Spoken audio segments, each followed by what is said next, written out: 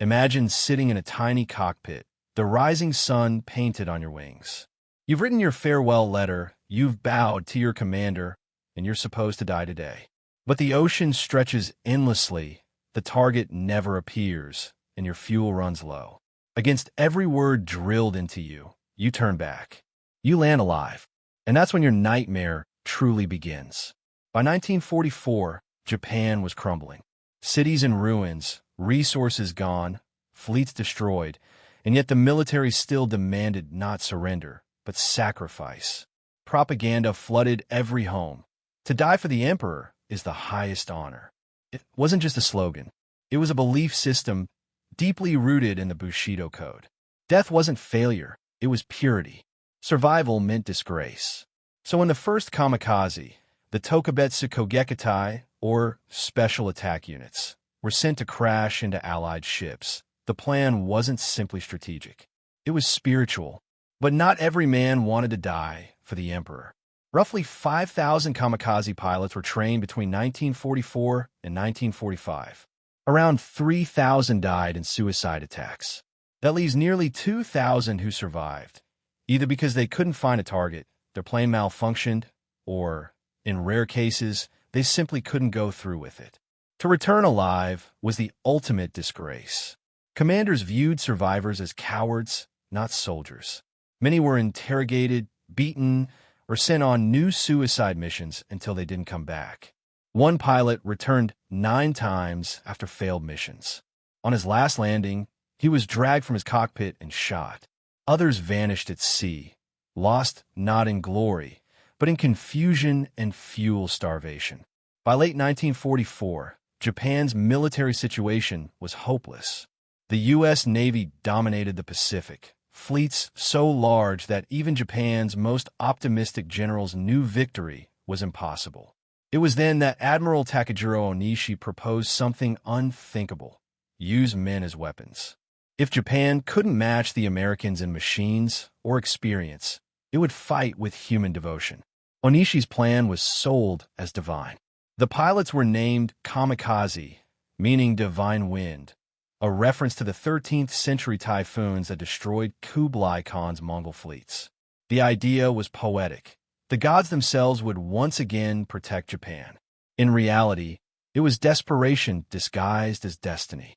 The word volunteer appeared on recruitment papers, but refusal wasn't truly allowed.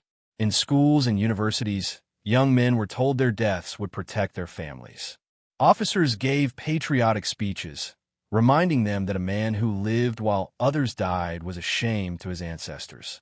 Students were given a form. Will you volunteer for a special attack? The options: yes, no, but everyone knew only one answer was acceptable. Training was minimal and brutal. Instructors focused on takeoff, approach, and impact. There was no landing practice. The men were told to yell, "Tenno Haika Banzai," "Long live the Emperor," in their final seconds. They were shown films about becoming gods after death.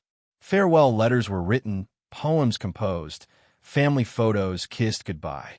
And yet, a small number secretly hoped for engine failure, bad weather, anything that might buy them another day of life. Returning alive was more terrifying than dying. When a kamikaze plane came back, the airfield often fell silent. Mechanics refused to look the pilot in the eye. Commanders questioned his loyalty. Some were forced to apologize in front of their units. There are stories, often whispered, of pilots executed for surviving.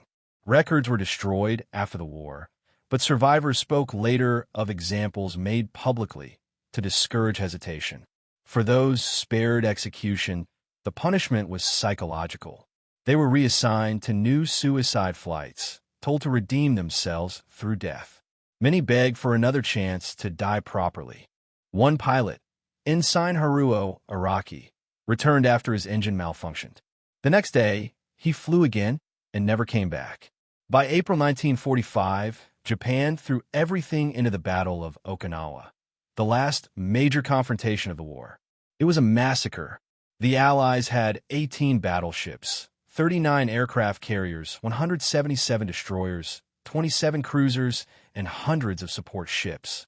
Against them, Japan sent swarms of kamikaze planes, thousands of young men flying with bombs strapped to their wings. The attacks were terrifying. Allied sailors described watching planes dive through walls of anti-aircraft fire, engines screaming until the final second. Unlike normal dogfights, these pilots didn't retreat. They came straight on, fast, unstoppable, and silent until impact. But numbers tell the truth. Of all kamikaze sorties launched during Okinawa, only around 19% hit their targets. Still, the damage was heavy. 36 ships sunk, over 300 damaged, nearly 5,000 Allied sailors killed. Japan lost 1,600 planes, and just as many men. The divine wind had blown itself out. When Emperor Hirohito announced Japan's surrender on August 15, 1945, the Kamikaze Corps disappeared overnight. But the survivors didn't return as heroes. Japan wanted to forget the war. The suicide missions that once symbolized divine courage were now seen as a grotesque mistake. The new government, under Allied occupation, distanced itself from militarism. Those who had lived were caught in a void. To their families, they were reminders of failure. To society, they were relics of a fanatic past.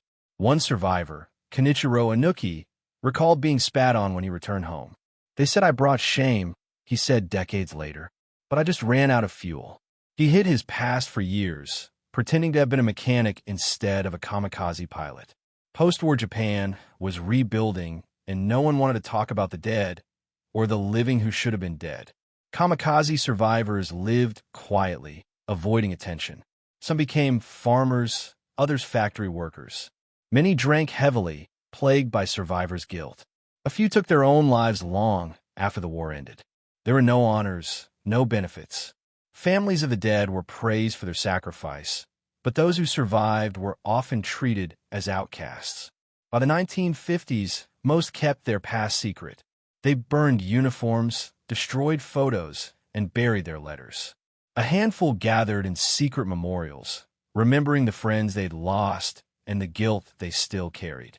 It wasn't until decades later, in the 1970s and 80s, that journalists began interviewing them, men in their 50s and 60s, finally willing to speak. They described the same feeling. They were supposed to die, yet somehow hadn't. To live after being trained to die is not freedom. It's a curse. Many pilots said they didn't know how to live a normal life. For months, they'd been told that dying for the emperor was the only honorable end. When that world vanished, nothing replaced it. Psychologists who later interviewed surviving kamikaze described deep identity crises, depression, and a strange longing for death, not out of belief, but emptiness. One man said, "When Japan surrendered, I felt relief and despair at once. Relief that I could live. Despair that I'd lost my purpose." Even in old age, some continued to express regret that they hadn't died.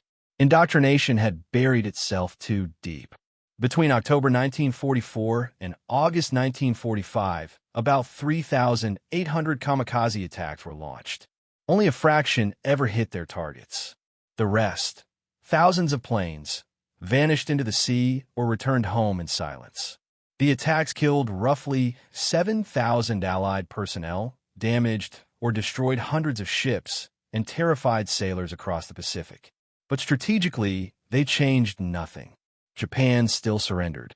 When the atomic bombs fell on Hiroshima and Nagasaki, the myth of honorable death crumbled instantly. The divine wind could not stop the storm. For those who survived, that realization was unbearable. Everything they'd been told about glory, sacrifice, eternity had turned to ash. Today, Japan remembers the kamikaze with quiet unease. At Yasukuni Shrine in Tokyo, letters and photos of these young pilots are displayed. Their faces calm, their smiles haunting. To some, they're heroes. To others, victims of a government that traded human life for symbolism. For the few remaining survivors, time has not erased the pain. Some still whisper apologies to the friends they lost.